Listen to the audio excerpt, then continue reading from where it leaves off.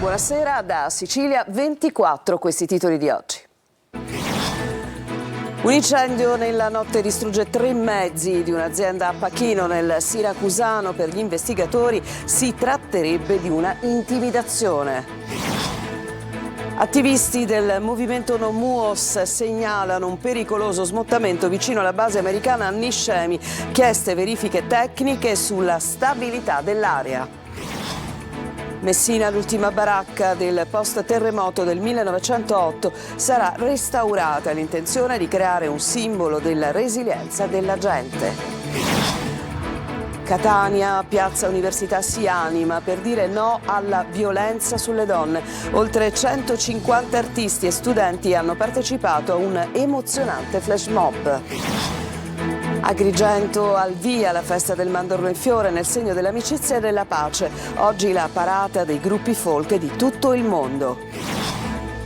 Calcio, il Crotone travolge il Trapani 4-1 al provinciale con una difesa a granata sbadata e con il pensiero al verdetto di domani della giustizia sportiva. Il Siracusa vince 2-1 in rimonta sul Giuliano e spera ancora nella salvezza. Serie C, il Catania domani sera in campo al Massimino contro la Casertana per riscattare la sconfitta di Benevento. Toscano dice sarà una partita da giocare con la testa.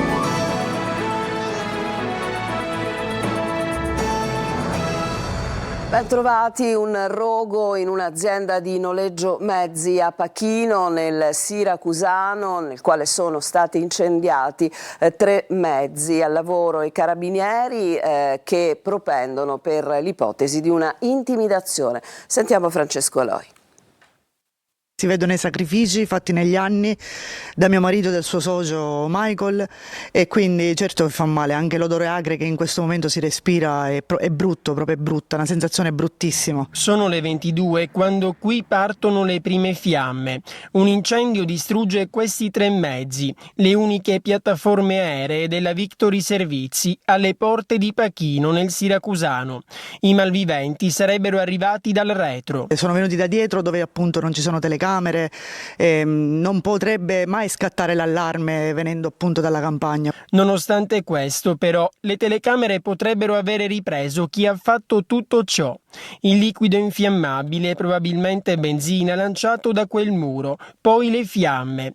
I carabinieri adesso sono al lavoro. L'intimidazione sembra la pista più accreditata. Fino a stamattina non abbiamo avuto richieste di, come si suol dire, il famoso pizzo, racket e quant'altro. Ma non è da escludere che possa esserci un legame con l'attività politica della signora, moglie di uno dei 2 soci, che è consigliera comunale a Pachino.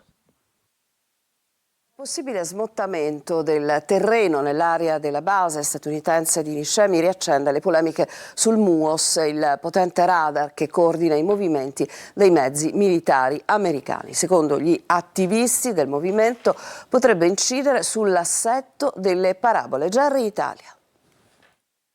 Mentre a Niscemi si prova lentamente a tornare alla normalità dopo la frana del 26 gennaio, un nuovo allarme arriva dalla Sughereta che ospita il MUOS, la base militare americana. Alcuni attivisti no MUOS hanno documentato quello che definiscono un movimento franoso sulla scarpata che sostiene l'impianto satellitare all'interno della base di Niscemi. Le immagini diffuse dal coordinamento regionale mostrano uno smottamento sul versante che affaccia sul cancello 3 della base, raggiungibile dal sentiero principale della riserva. Gli attivisti chiedono verifiche tecniche immediate sulla stabilità dell'area, un tema che negli anni è stato al centro di numerose preoccupazioni legate alla presenza delle infrastrutture militari nel cuore della Sughereta. Secondo i no MUOS, eventuali movimenti del terreno potrebbero incidere sull'assetto delle grandi parabole del sistema satellitare. Anche piccole variazioni di inclinazione o puntamento, spiegano, potrebbero orientare le antenne verso aree abitate o verso l'ecosistema della riserva, anziché verso i satelliti. Una questione che torna di stretta attualità anche per il ruolo strategico della base. Il MUOS di Niscemi è infatti uno dei 4 nodi terrestri globali del sistema di telecomunicazioni della Marina statunitense e collega in tempo reale navi, droni, sottomarini e aerei militari impegnati nelle operazioni nel Mediterraneo e Medio Oriente. Proprio in questi giorni, con l'escalation della guerra con l'Iran, il sistema di comunicazioni militari e di intelligence assume dunque un ruolo cruciale per il coordinamento delle operazioni statunitensi. Al momento non ci sono conferme ufficiali su eventuali criticità nell'area della base, ma la segnalazione degli attivisti riporta al centro del dibattito una struttura che da anni divide il territorio tra sicurezza militare, tutela dell'ambiente e diritto alla salute.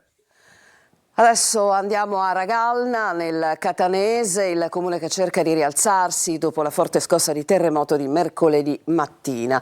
Nelle ultime ore arriva anche la notizia tanto attesa: il campanile della chiesa Madonna del Carmelo non sarà abbattuto. Tonino De Mana.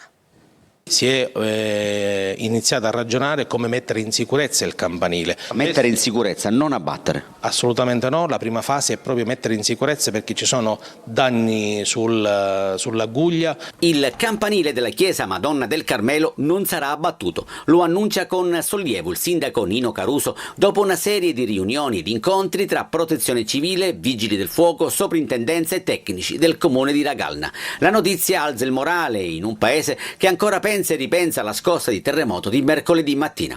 Nessun morto, nessun ferito, ma tanti danni alle strutture, con sopralluoghi che si susseguono e che non si fermano neanche in questo giorno di festa. Così, tra mezzi che vanno e vengono facendo la spola tra il comune, piazza Cisterne e piazza Santa Barbara, luoghi maggiormente colpiti dal sisma, c'è spazio anche per un banchetto per la vendita delle mimose. Oggi si cerca di tornare alla normalità, il banchetto con le mimose, festa della donna, un po' una domenica particolare però per Ragalna. Sì, un po' particolare, si sta riprendendo anche per i danni, ci sono delle famiglie che hanno la casa che non è agibile. Abbiamo passato una settimana piuttosto difficoltosa, ho sentito molte scosse sismiche, però francamente forti come questa sinceramente non ne ricordo nemmeno io. Anche il palazzo municipale presenta segni visibili in queste immagini, le crepe nei muri degli uffici. Abbiamo i segni di un evento veramente pesante per la nostra comunità. 2 chiese su 2 chiuse per verifiche strutturali e Santa Messa in un locale attiguo.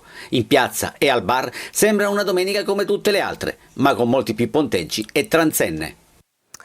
E mentre a Messina si completa il risanamento, l'ultima baracca che risale al terremoto del 1908 non verrà abbattuta ma verrà ristrutturata a futura memoria come simbolo della resilienza dei cittadini appunto di Messina. Francesco Triolo. Rappresenta un pezzo di memoria storica per la città di Messina, l'ultima vera baracca risalente al periodo immediatamente successivo al terremoto del 1908. Si trova nella zona dell'Annunziata, è stata costruita interamente in legno e faceva parte dei baraccamenti realizzati per dare un riparo alle famiglie rimaste senza casa dopo il sisma, e ha resistito per oltre 100 anni. Nell'ambito dell'azione di risanamento delle baraccopoli di Messina adesso è stato deciso che quella struttura debba rimanere a futura memoria delle generazioni. A questo mirano i lavori per il restauro conservativo consegnati nei giorni scorsi. Intervento inserito nel piano di risanamento delle baraccopoli coordinato dal commissario Renato Schifani per un importo di oltre 64.000 euro e una durata prevista di circa 3 mesi, punta a recuperare gli elementi originari della costruzione, eliminando le modifiche realizzate negli anni successivi. Un progetto dal grande valore simbolico, ha spiegato il subcommissario al risanamento Santi Trovato, che parla di un intervento importante per restituire alla città una testimonianza della storia e della capacità di rinascere dei messinesi dopo il terremoto. E adesso ci occupiamo delle celebrazioni per l'8 marzo a Catania. Oltre 150 artisti hanno dato vita a un flash mob per abbattere i pregiudizi e dire no a ogni forma di violenza contro le donne. Emanuela Corsi. Qual è il messaggio di questa esibizione? Beh, sicuramente è un'unione, una forza che si può produrre, si può sprigionare solo stando insieme. L'arte è il miglior mezzo che abbiamo, almeno questo, l'arte è il mezzo che noi possediamo per poter condividere questo messaggio con altre donne ma con tutta la cittadinanza. Piazza Università diventa un palcoscenico a cielo aperto per lanciare un potente messaggio contro la violenza sulle donne.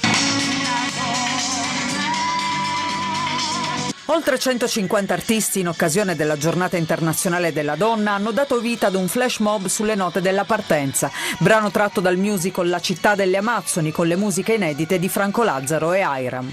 Un inno al coraggio e alla forza femminile per abbattere i pregiudizi e gridare un no collettivo ad ogni violenza. Oggi è stato veramente forte, bellissimo per la festa della donna poter esprimere tutta la nostra energia e tutta anche la nostra solidarietà nei confronti di donne che attraversano dei momenti difficili, particolari. Ad esibirsi, oltre al cast della Città delle Amazzoni, ballerini di diverse scuole di danza e studenti del liceo coreutico Angelo Busco di Catania. Presente anche la Polizia di Stato con uno stand informativo finalizzato a spiegare ai cittadini il lavoro di prevenzione che viene quotidianamente effettuato per contrastare i fenomeni di violenza nei confronti delle donne.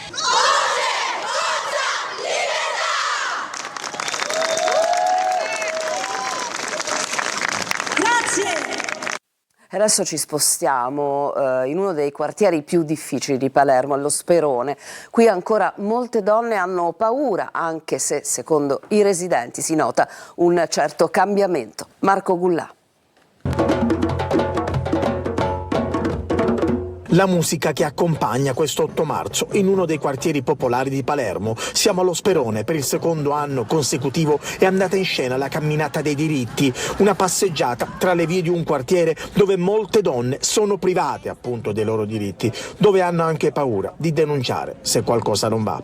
E poi la mancanza di servizi essenziali. Mancano gli asili nido, per esempio, importantissimi non solo per le donne, per i bambini e le bambine, ma per la famiglia, e spesso è costretta a rinunciare a lavorare, e quindi sappiamo benissimo che senza autonomia anche economica diventa difficile la libertà, l'indipendenza, anche lasciare situazioni di violenza all'interno della famiglia. Molte donne che attraverso un lavoro silenzioso portano avanti delle battaglie proprio in questo quartiere e magari che incitano i figli ad emanciparsi, a uscire fuori da questi schemi.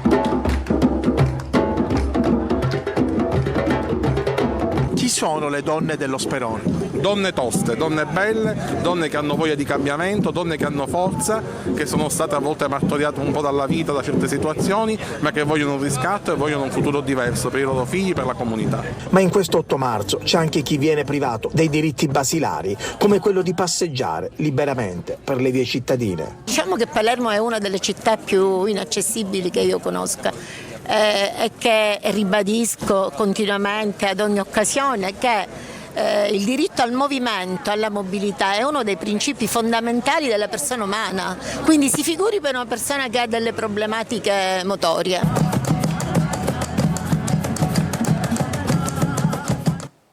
E adesso ci fermiamo, c'è una pausa e poi rientreremo per andare ad Acireale per raccontarvi una delle iniziative all'interno del Mese della Cultura. A tra poco.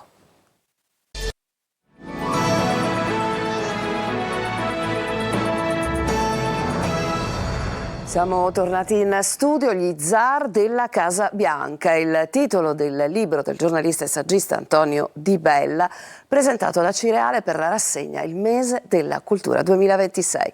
Sentiamo Orazio Longo.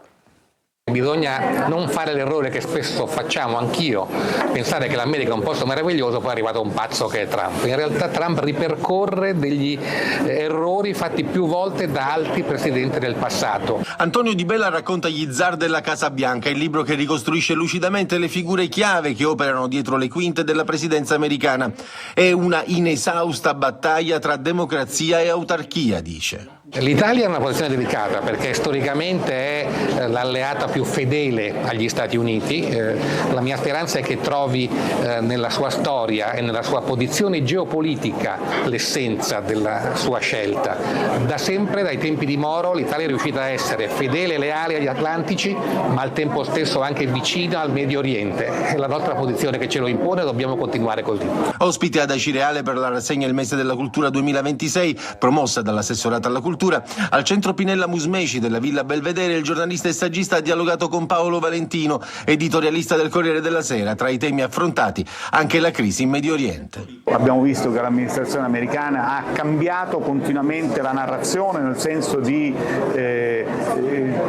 ha spiegato sempre in modi diversi il perché è intervenuta, ma non c'è un'idea per il dopo, e questo lascia, credo che sia una situazione altamente esplosiva e altamente pericolosa. Ad Agrigento al via la festa del Mandorlo in Fiore con la prima sfilata dei gruppi folk internazionali. Davide Sarto.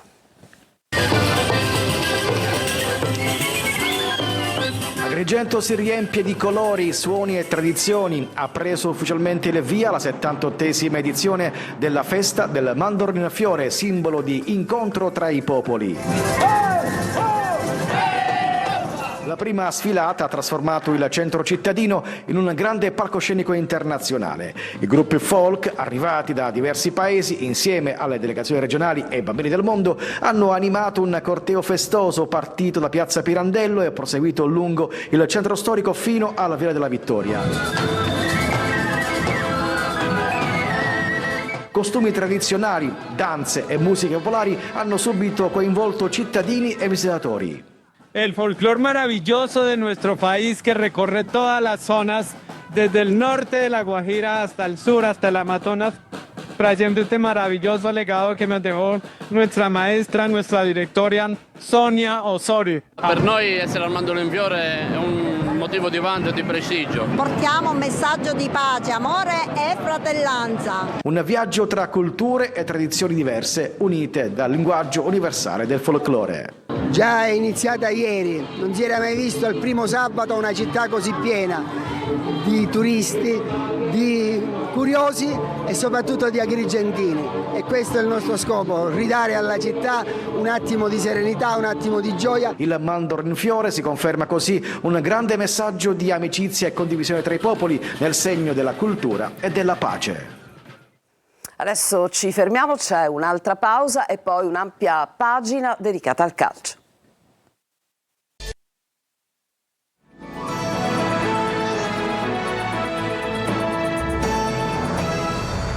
Siamo al calcio, che apriamo, la pagina del calcio che apriamo con la notizia di una vittoria del Palermo che appunto ha conquistato i 3 punti fuori casa contro la Carrarese, finita 1-0 grazie a un gol del solito Poyampalo in una partita sofferta in parte ben giocata dalla Carrarese, che dopo il vantaggio dei siciliani nel primo tempo ha colpito 2 pali. Alla ripresa però il Palermo ha saputo amministrare il vantaggio fino a questo prezioso risultato finale che li porta appunto a -3 dalla posizione del Monza, quindi insomma un altro passo importante perché il Palermo possa credere ancora alla promozione diretta. Allora andiamo alla Serie C, Trapani che viene sconfitto invece 4-1 con una difesa davvero in affanno, viene sconfitta 4-1,